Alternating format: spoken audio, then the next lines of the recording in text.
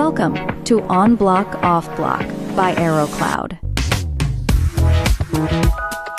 On Block Off Block explores the exciting and ever-growing aviation industry with guests working in and with airports, and is hosted by AeroCloud CEO George Richardson.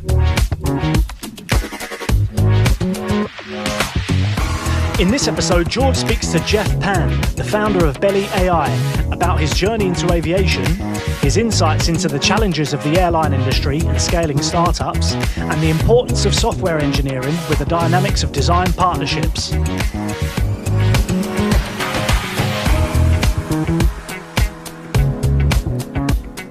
Jeff, welcome to On Block Off Block. You're the only guy that I know that travels more than me. So my first question is what's your top tip for being on the road all the time? I don't think I've ever checked in a bag in like the past 20 years. Honestly, I think I fly so much at this point that it's binary. I think there's a lot of aviation geeks that can tell you the best seat on a specific type of aircraft. To me, honestly, at this point, all aircraft to me are just tubes with wings. Yep. Absolutely. Yeah. I mean, one of mine was just maximizing carry-on. I think that if you can maximize carry-on as best you can and have that little matrix that you use on the airplanes and the airlines that you fly frequently, you're definitely much better off. Cool. The advantage that I have that you don't have is that I'm starting to fly for free now. What? Because of all your miles? No, because the airlines obviously like take care of your travel now. When you go and see them. Okay, cool. I should probably use that. Yeah, I should probably use that. Don't get into airlines. That's mine. I'll say Jeff said. Good. Okay, great. Well, we met through a lady called Liz who sits on my board. You're the founder and CEO of a company called Belli. You've gone from Booking.com, McKinsey, SpaceX Logistics, Asia Cargo. Now you're building your own startup. What's the story behind your journey? And what's the moment that you realized that air cargo was ripe for disruption? So prior to Booking, I actually owned hotels for 12 years and restaurants, and then went into building software for hotels and then software for airlines. So it was kind of this natural progression. But if you think about it, running a hotel and trying to fill your beds, running a restaurant and trying to fill your tables, running an airline and trying to fill your cargo, it's actually the same thing. I would argue that actually running a restaurant is actually the hardest of all three of them. But it's kind of this natural progression from one thing to another. And for you, I don't know how you go from race car driver to airport software, but there's probably a connection there. Mine was just meeting in a coffee shop effectively and talking about the opportunity. I think what we're both aligned on effectively is that our legacy counterparts and the technology that surrounds airports and airlines is ripe for a disruption. And we need to, in our position, capital allocate the best possible minds to solve these complex problems. So that brings us nicely onto what does Belli do? And for the audience, let's summarize it.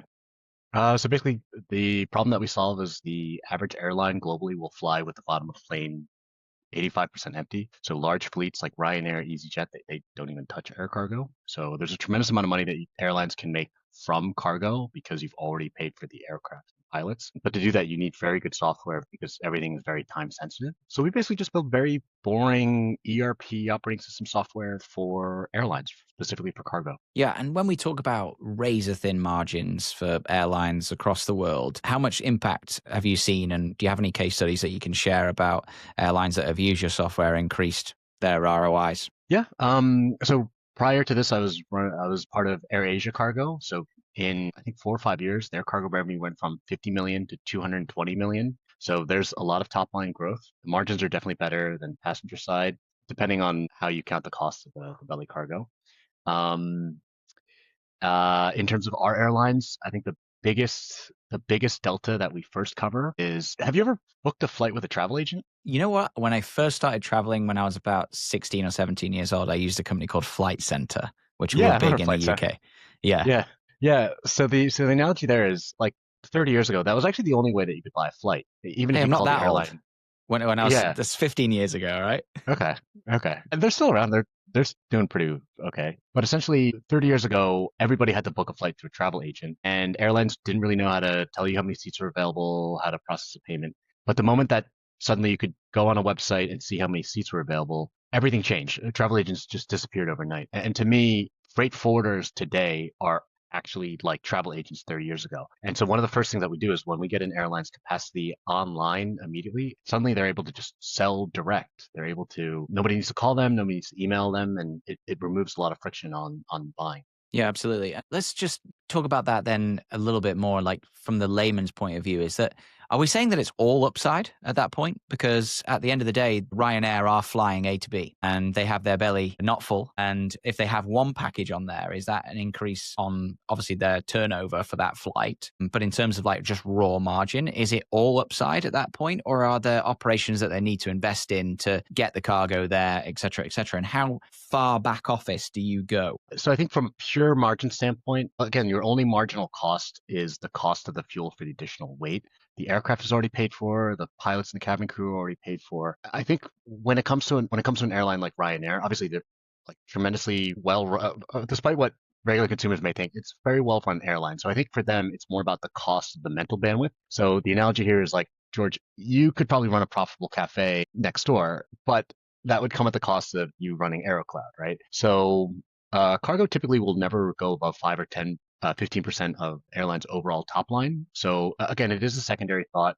Passenger will always be the number one focus. So really, it's more about operational mental bandwidth than say just a pure dollars and cents. It's a different game as well. You know, people who come from the passenger side of the airline and try to go into cargo, it's nothing. The two are not related. Sorry, what was the second part of your question? The second part of the question was effectively is like, how far back office do you go? So obviously there's a parcel. Is it a consumer parcel? Is it a direct to consumer parcel from an e-commerce website? Is it a pallet of B2B?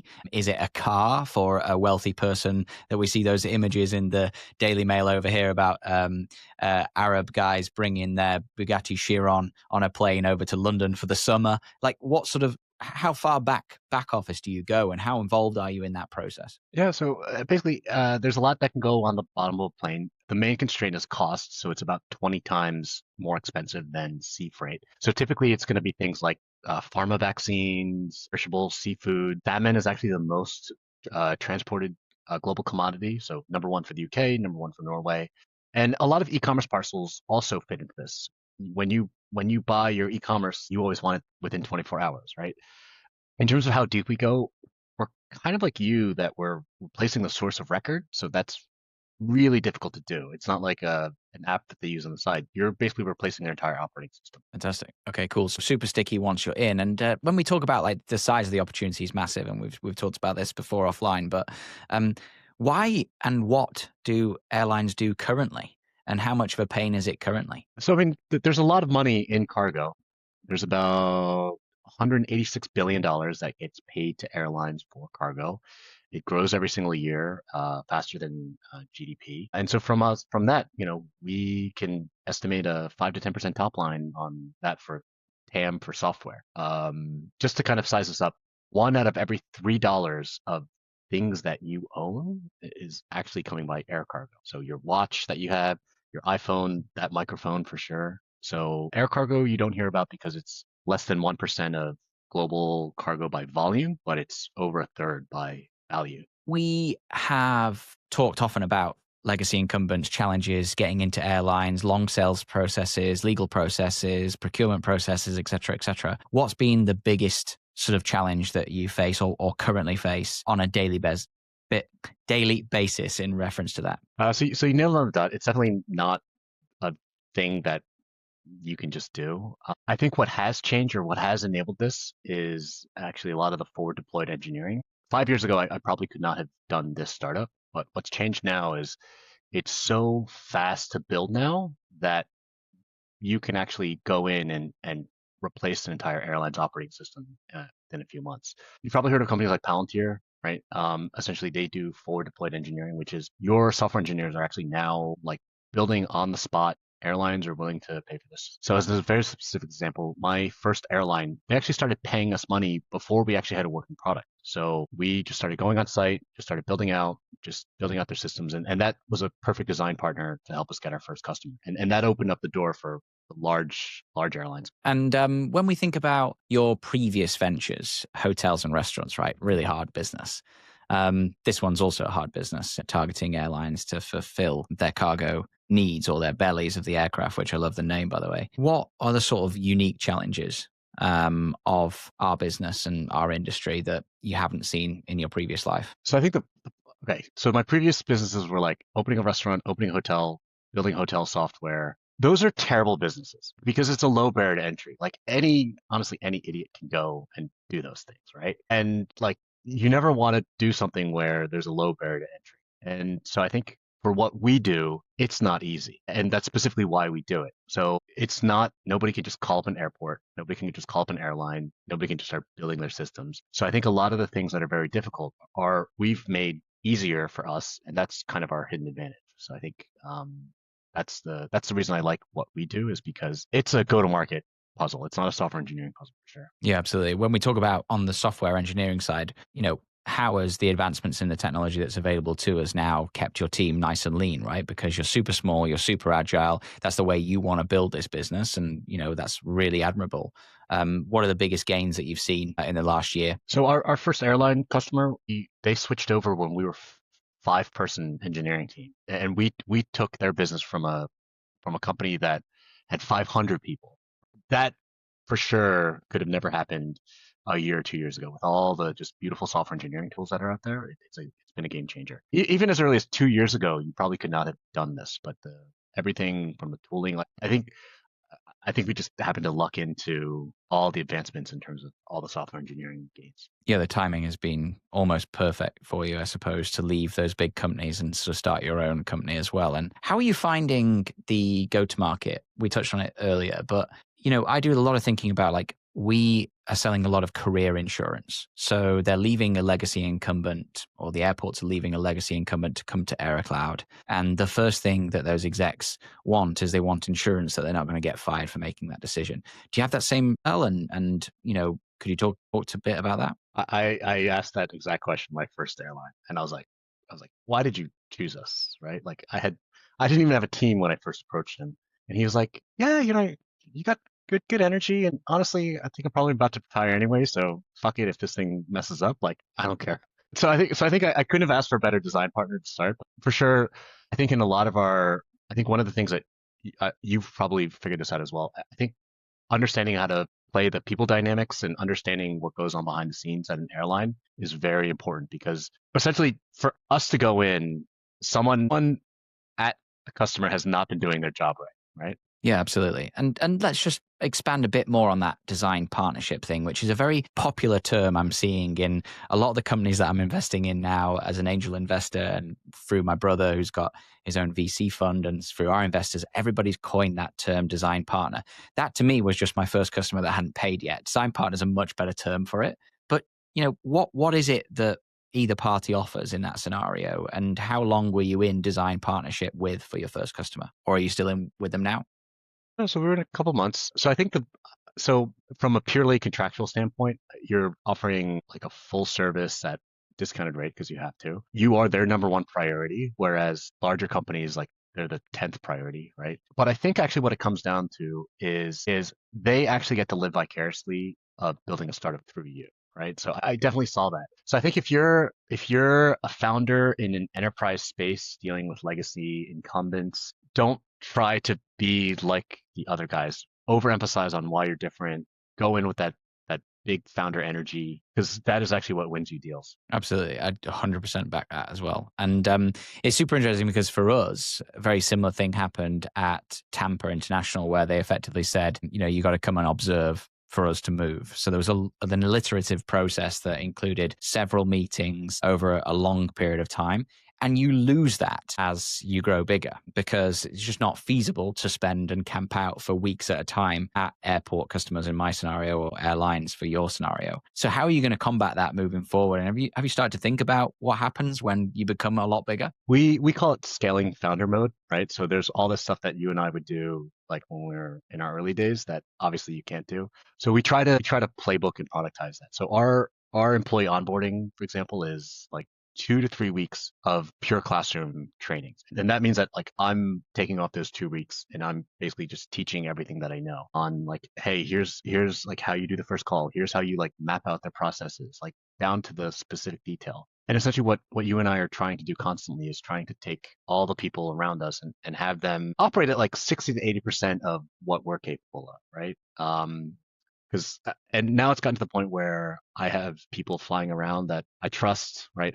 But the first couple of times I do it with them, every single like mundane detail, sitting next to some guy at an airline office, like doing his thing, like you have to sit through that, and then you have to sit through doing it with somebody else, and then you've got to be able to pull the plug on that. So I think everything that we do at our stage is just trying to scale founder mode, right? And look at you now, you got your own team running your own podcast. Like that's my goals for the next round. Hey, I take the dig. I think that it's kind of funny where we are as a company. And when you get up to the level of people that we have, you have different challenges because I can't take that amount of time to do that amount of onboarding.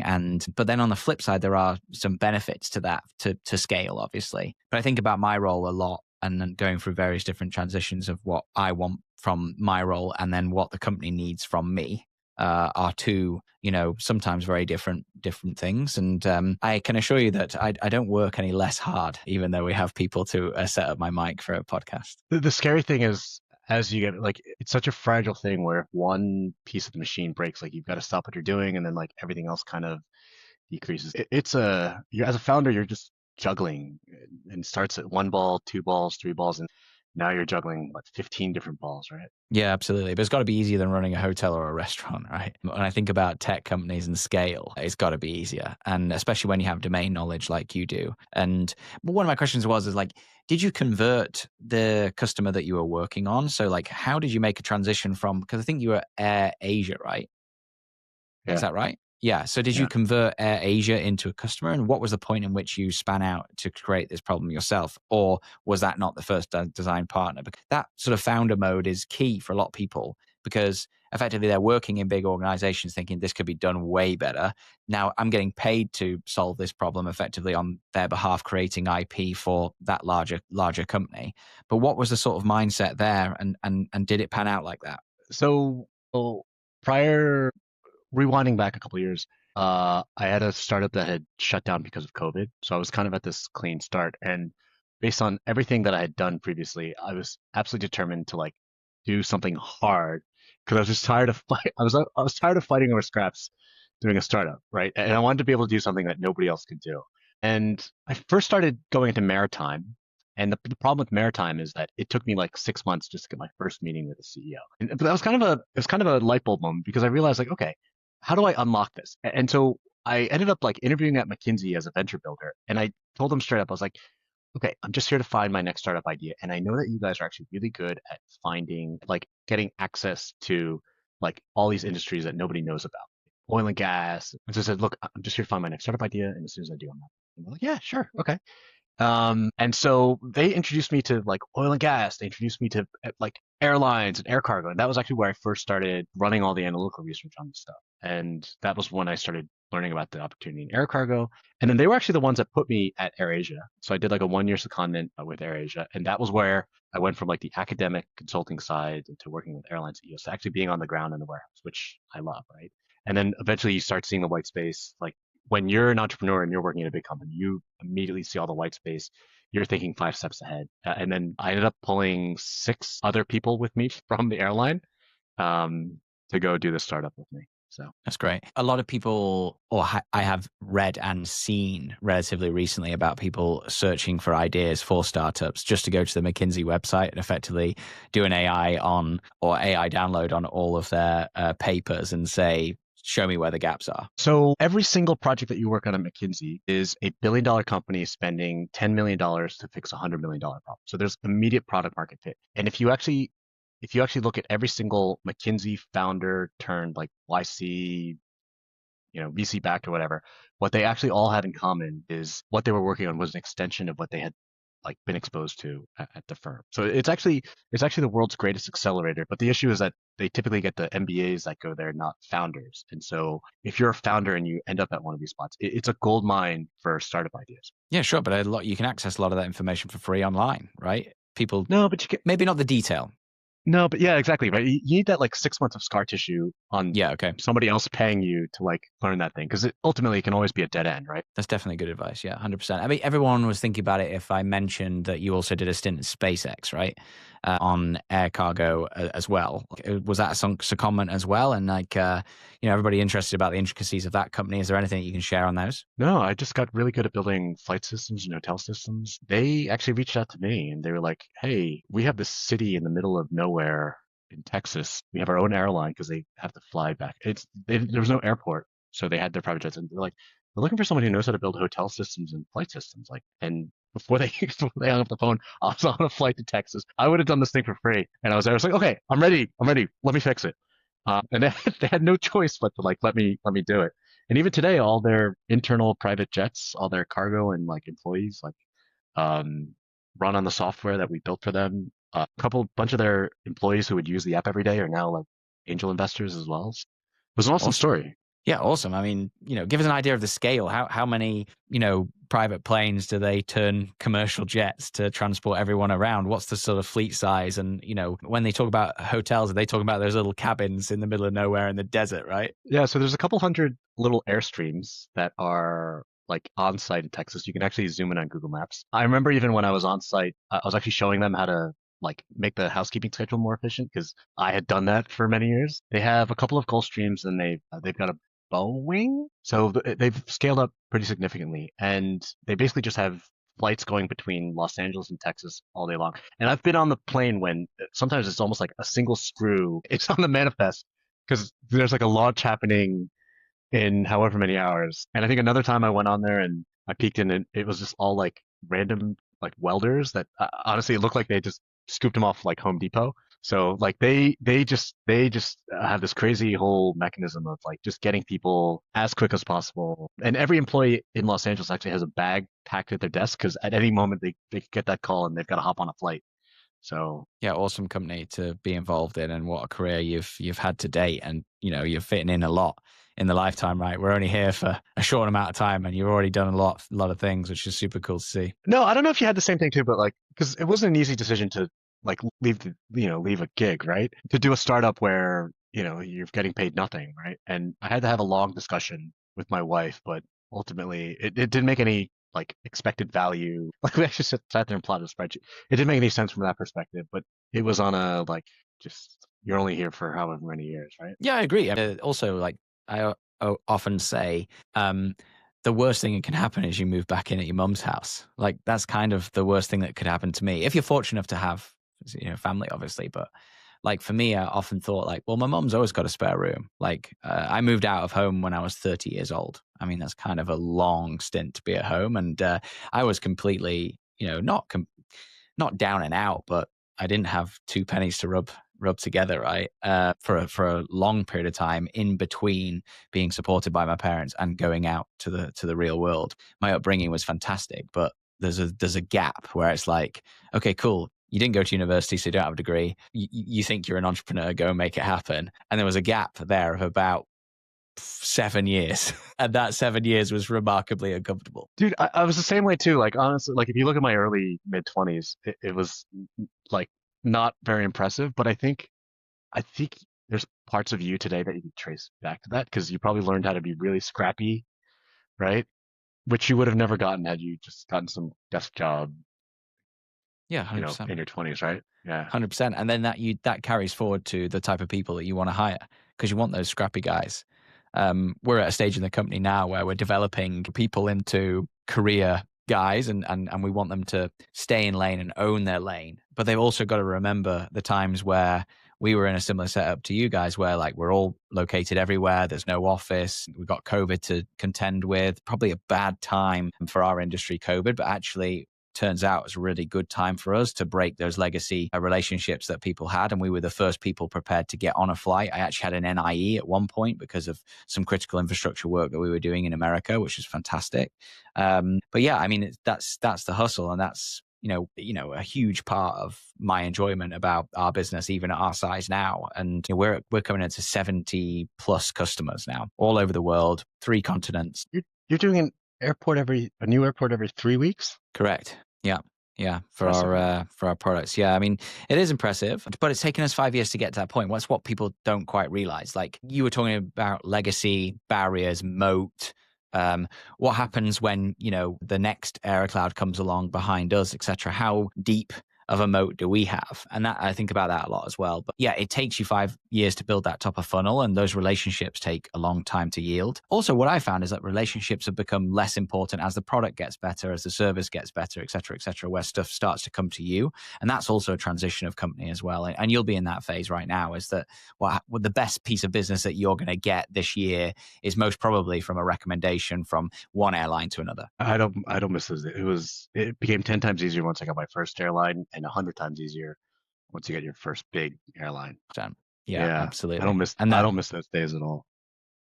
Sort of top of funnel work is completely soul destroying because no one wants to be the first. Yeah, absolutely.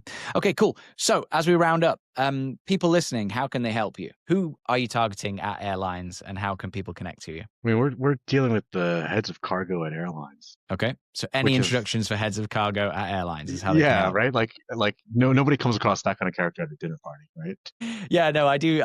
Yeah, kind of the SpaceX story is kind of cooler. Yeah, you got that, and I have exactly the same problem. People go, "You do what? Sorry, explain that." But if you got half an hour, that's what I mean. Like, I gave up on being the interesting one at dinner parties, right? Like nobody cares about what we do. Well, it's very important what we do. I think that it really is. I think one of the big narratives that we have here at Aerocloud is that, we're empowering the local economy, and we have a specific target a lot of the time on regional airports, which are big, and you should too, right? Because you're connecting cargo to much more local economies than they were connected before, right? Because I assume that these cargo routes are more established, say Sydney to Heathrow, opposed to Sarasota to Miami, for argument's sake. Yeah. I think to answer your question, just have people in general, just be nicer to people on your flight. Like everybody, I fly a lot, you fly a lot, but everybody is always at their worst behavior on an airplane. 100%. Brilliant. Right. Well, it's been great to have you on. Great to see you again, my friend. And I hope, as you said to me at the start of the call, is that I have not made a connection for you yet. I promise to work harder at that. And hopefully this stimulates some of my network to get in touch with you. Come on, that's like our whole thing, right? Like we have to be good at that. So it's all good. Honestly, I think one of these days I'm just looking forward to grabbing a beer with you in Manchester. Yeah, absolutely. Manchester or Birmingham? I forget what. Manchester. Yeah, Manchester. Yeah. Cool. All right. Well, thank you so much for your time. I really appreciate you. And speak soon. Thank you for listening to On Block, Off Block by Aerocloud. If you enjoyed this episode, please leave us a review, and remember to hit the subscribe button to stay up to date with future episodes. On Block, Off Block is hosted by George Richardson and produced by Alex Greaves.